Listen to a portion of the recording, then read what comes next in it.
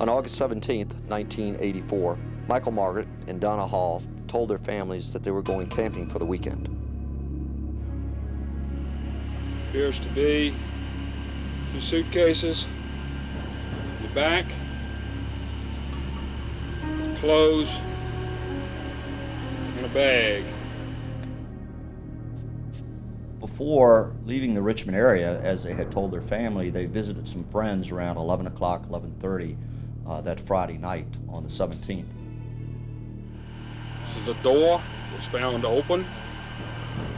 Their friends said that they left their house a little around 12 o'clock in the morning on the 18th now, and everyone assumed that they were going to go camping.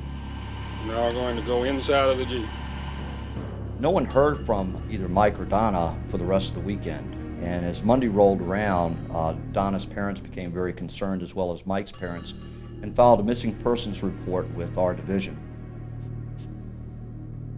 In the late afternoon on the 21st, a retired dentist who owned quite a bit of property out on Patterson Road, Patterson Avenue near Gaskins, was walking in the wooded area.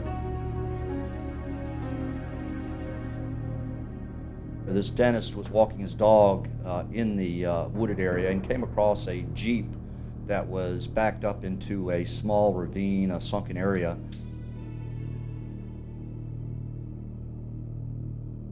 He noticed that inside the Jeep there were splatters of blood.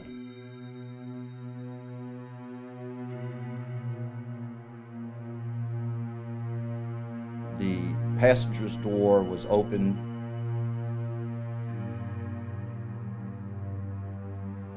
He continued to walk a little bit further down a trail into the woods and noticed a blanket that had just been happening to be laying on the ground.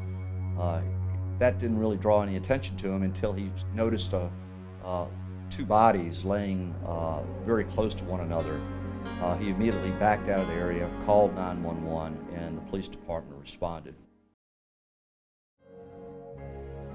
He was an all-around boy.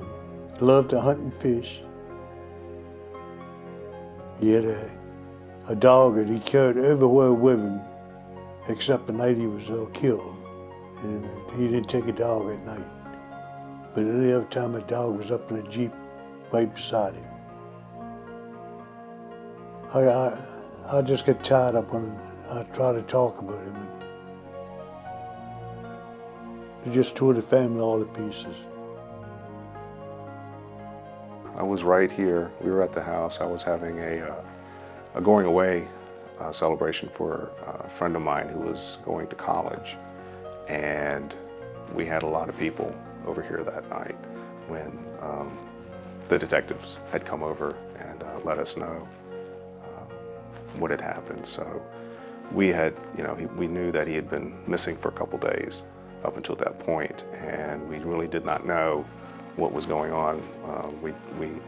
We thought maybe at one point that maybe Mike and Donna had probably went somewhere and gotten married and just hadn't let anybody know, but again, that was really not like him to not let anybody know what was going on. But like I said, we were here, we were having that gathering, and that's when we found out. So it kind of tore us up. That was a very rough night.